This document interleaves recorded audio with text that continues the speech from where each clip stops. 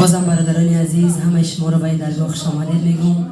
صدقه قدمای همه شما این درگاه، این برادر عزیز ما اکای داوود جان برای همه مردم غریب شده است که مردم غریب آمده استراحت کنند، غم دین خودشون در اینجا برارن.